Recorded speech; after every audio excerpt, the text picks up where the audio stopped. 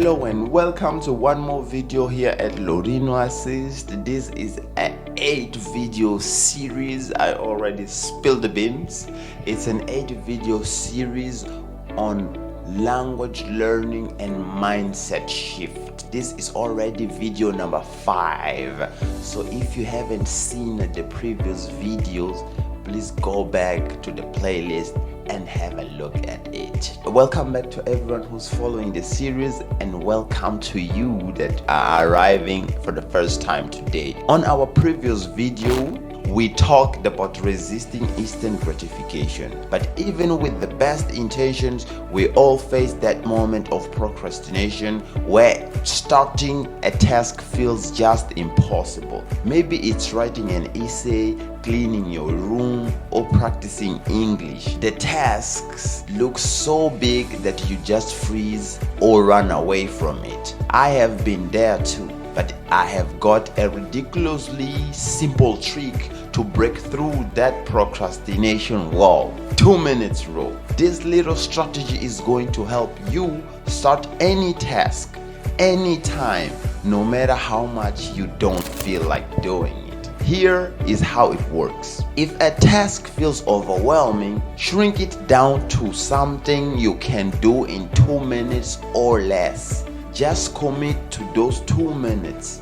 That's it. Because often the hardest part is simply getting started.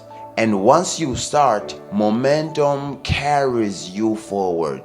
There is a saying, well begun is half done. The 2 minutes rule is all about making that beginning so easy that you can't say no. For example, say you want to start jogging every morning, but you are habitually glued to your bed.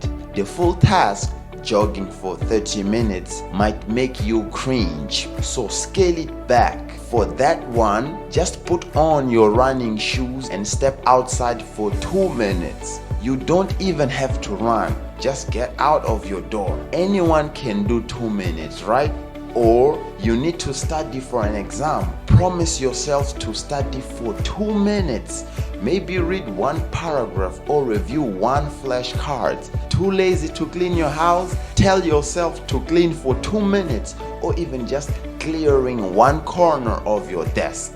Now you might be thinking, come on, what good is 2 minutes? I can't accomplish anything meaningful in that time. But here's the magic.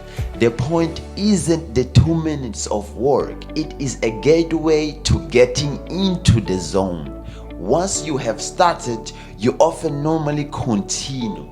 I can't count how many times I have told myself, okay, just 2 minutes of writing this report, and 30 minutes later I'm still going on.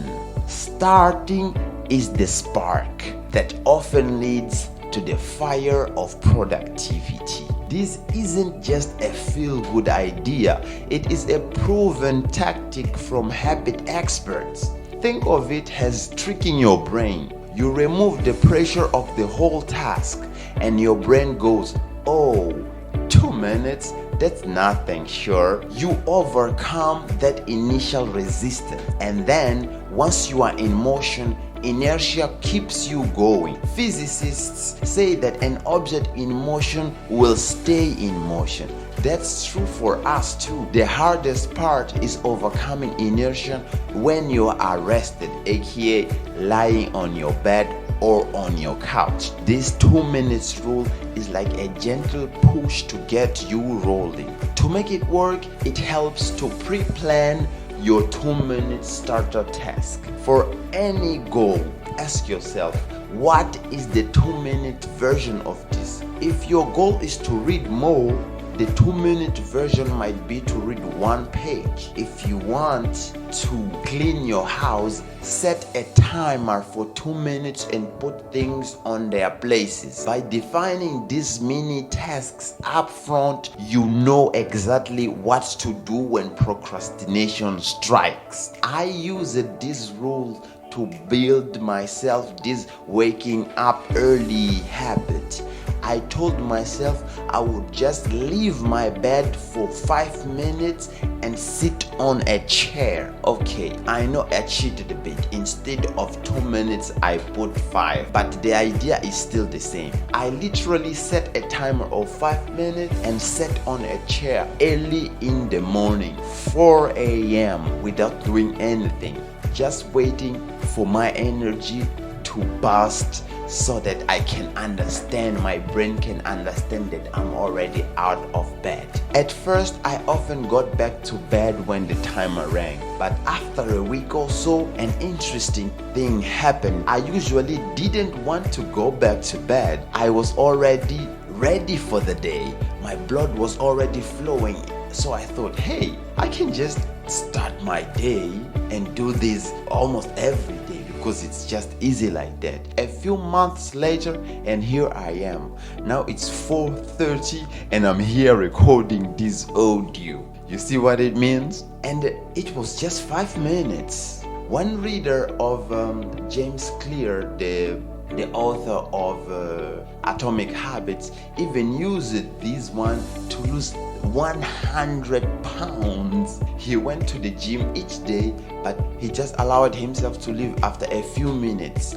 Of course, once he was there, he usually stayed longer, but giving himself permission to stop made him mentally easy to show up, because if I just don't like it, I just have to stay there for 5 minutes and then leave. Now let's slow down a little, because here comes the important point. Even if you truly stop after 2 minutes, it's not a failure. Doing a little bit consistently beats doing a lot once in a blue moon. Let's suppose you really only do 2 minutes of studying tonight. That's still a victory, because you kept your promise to yourself. You maintained the habit of showing up, and showing up is the foundation. You can always extend the time later. Think of it as standardizing before you optimize. First, get consistent, then gradually do more. If you can't stick for 2 minutes, you won't stick for 20, you won't stick for 40, you won't stick for an hour. So master the art of starting, and then you expand from there. One more cool thing here, following the 2 minutes rule helps you build identity-based habits. Each time you do that tiny action, you are casting a vote for, I am this kind of person. I am the kind of person who wakes up early. I am the kind of person who studies, who exercises. If you write for 2 minutes, you are a writer. If you do a push-up, you are working out. I know it sounds silly, but it is true. You start to see yourself as a disciplined and proactive, because hey, look, you are doing it. That identity shift is powerful. It makes it easier to do more of the behavior in the future. Let's do a little exercise here that will take just 2 minutes. Think of one task you have been putting off. Got it? Now identify the 2-minute action to just start it. Write it down or say it out loud. For example, I've been procrastinating to sit and revise a report. Well, the 2-minute action here would be just to go there, open and revise the introduction. Yes, that's it. There is no secret in it. Make it so easy that it's almost laughable. Great. That is your mission for today. Go do that 2-minute starter, and you might do more if you want. If you don't, you might just stop after the 2 minutes. But either way, you will have beaten procrastination today. In our goal coaching and express training, I emphasize this a lot. Small starts lead to big finishes, because once you build momentum, you can achieve incredible things, one tiny step at a time. So remember, anytime you feel stuck or lazy, just deploy the 2-minute rule. Just do this tiny bit and give yourself permission to stop after that. More often than not, you will keep going and end up surprised of how much you will get done. If you want to know more about this goal coaching that I mention in almost every video here, it's a self-paced course or a coaching process where I guide you towards setting and achieving your goals by showing personal initiative and taking action. Alright, you have learned how to start, but how do you keep consistent day after day? In the next video, we will tackle consistency and habit building.